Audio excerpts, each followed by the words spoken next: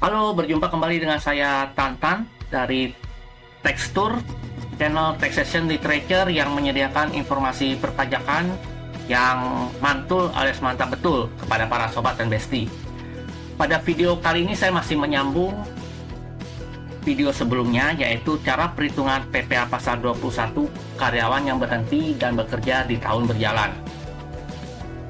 Izinkan saya untuk sedikit mengulang apa yang sudah saya bagikan di video bagian pertama, di mana di bagian pertama kemarin kita sudah memberikan ilustrasi cara perhitungan PPh pasal 21 bagi karyawan yang kewajiban pajak subjektifnya sudah ada sebelumnya dan karyawan tersebut berhenti atau bekerja di tahun berjalan. Nah, lalu untuk di bagian kedua ini saya akan memberikan ilustrasi cara perhitungan PPh pasal 21 bagi karyawan yang kewajiban pajak subjektifnya hilang pada saat dia berhenti bekerja di tahun berjalan, atau kewajiban pajak subjektifnya baru muncul pada saat karyawan yang bersangkutan baru bekerja di tahun berjalan. Untuk lebih memudahkannya, saya ilustrasikan contoh perhitungan PPh 21 pegawai tetap yang kehilangan kewajiban pajak subjektif saat berhenti bekerja pada tahun berjalan. Area Jawa mulai bekerja tahun 2020. Statusnya TK0. Tanggal 1 September 2024, Area Jawa berhenti bekerja dan meninggalkan Indonesia untuk kembali ke negara asalnya, yaitu di Jepang. Selama tahun 2024, dia menerima gaji 17.500.000 per bulan. Perhitungannya kita tetap mengacu dengan status PTKP TK0, maka kita menggunakan tarif yang ada di tabel A.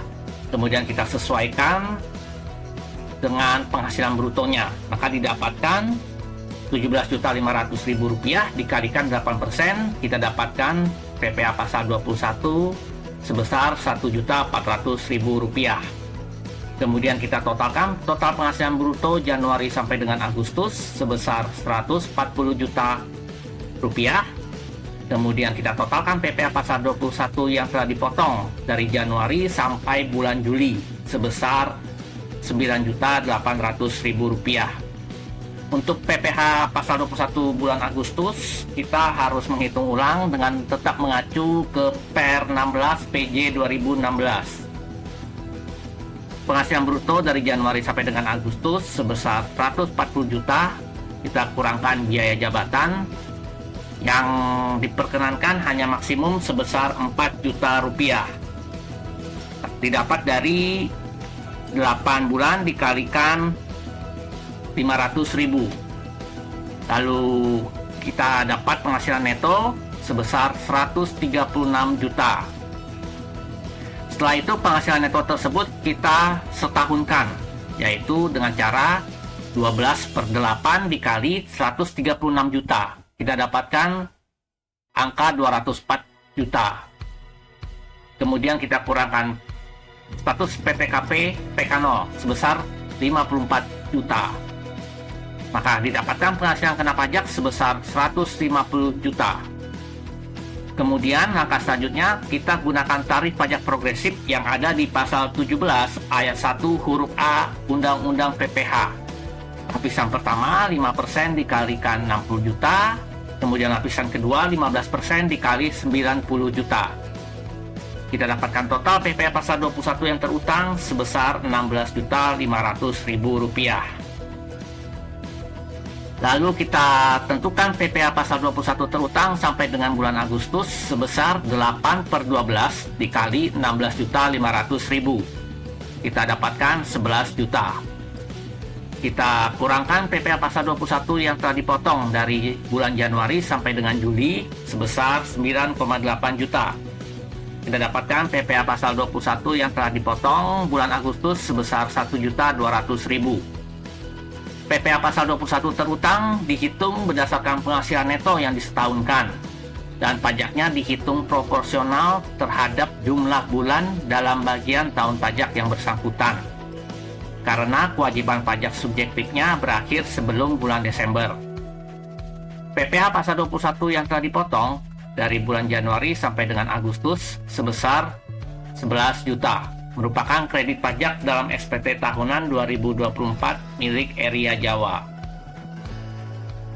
Contoh berikutnya, perhitungan PPh 21 pegawai tetap yang kewajiban pajak subjektif sebagai subjek pajak dalam negeri dimulai setelah awal tahun pajak dan bekerja pada tahun berjalan. Charlie, warga negara Inggris, mulai menetap di Indonesia dan bekerja di PT L1 pada tanggal 1 September 2024 dengan kontrak kerja 3 tahun. Statusnya TK0. Selama tahun 2024, gajinya sebesar Rp15.500.000 per bulan. Selain itu, dia juga membayar sumbangan keagamaan yang bersifat wajib sebesar Rp775.000 per bulan melalui PT L1 kepada lembaga keagamaan yang disahkan pemerintah. Cara menghitungnya masih sama, kita lihat statusnya TK0, maka kita gunakan tarif efektif yang ada di tabel A. Kemudian kita sesuaikan dengan total penghasilan bruto sebulannya. Kita dapatkan Rp15.500.000 dikalikan 7%, kita dapatkan PPh pasal 21 sebesar Rp1.085.000. Kemudian kita totalkan penghasilan bruto dari September sampai dengan Desember sebesar 62 juta. Lalu PPh pasal 21 yang telah dipotong dari September sampai dengan November sebesar Rp3.255.000. Untuk menghitung PPh 21 di bulan Desember, maka kita harus menghitung ulang dengan tetap mengacu perhitungannya ke Per 16 PJ 2016. Penghasilan bruto dari bulan September sampai dengan Desember totalnya 62 juta, kita kurangkan biaya jabatan yang maksimum hanya diperkenankan sebesar 2 juta, didapatkan dari 4 bulan dikalikan 500.000. Kita kurangkan lagi sumbangan keagamaan yang bersifat wajib, yaitu sebesar 3.100.000 diperoleh dari 4 bulan dikalikan 775.000. Kita dapatkan angka penghasilan neto sebesar Rp56.900.000. Lalu kita setahunkan menjadi 12/4 kali Rp59.900.000 sama dengan Rp170.700.000. Lalu kita kurangkan PTKP-nya TK0 sebesar 54 juta. Kita dapatkan penghasilan kena pajak sebesar Rp116.700.000. Lalu kita gunakan tarif pajak progresif di pasal 17 ayat 1 huruf A Undang-Undang PPh, yaitu lapisan pertama 5% kali 60 juta dan lapisan kedua 15% dikali 56.700.000.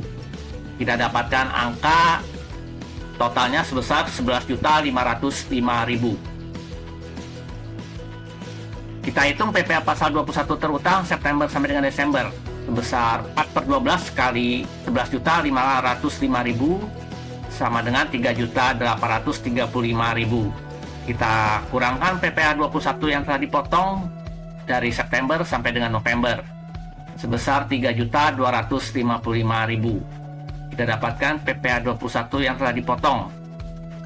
Maaf, saya ulangi, PPh 21 yang dipotong bulan Desember sebesar 580.000.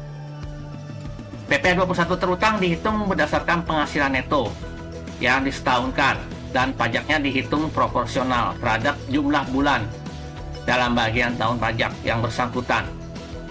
Karena kewajiban pajak subjektifnya baru dimulai bulan September. PPh 21 yang telah dipotong dari bulan September sampai dengan Desember sebesar Rp3.835.000 merupakan kredit pajak dalam SPT tahunan 2024 milik Charlie. Jadi yang kita perlu perhatikan dari paparan saya dari video bagian pertama dan video bagian kedua, untuk bisa menerapkan cara perhitungan yang tepat untuk menghitung PPh pasal 21 untuk karyawan yang berhenti atau mulai bekerja di tahun berjalan, maka kita harus memperhatikan poin yang krusial di sini, yaitu kapan saat munculnya kewajiban pajak subjektif. Apakah sudah ada sebelumnya atau memang baru muncul bersamaan di tahun berjalan. Semoga dengan penjelasan video ini, para Sobat Besti sudah memahami cara menghitung PPh pasal 21-nya. Apabila ada saran, kritik, maupun komentar, silakan jangan ragu-ragu tuliskan di kolom komentar. Nanti kami akan membantu menjawab atau meresponnya.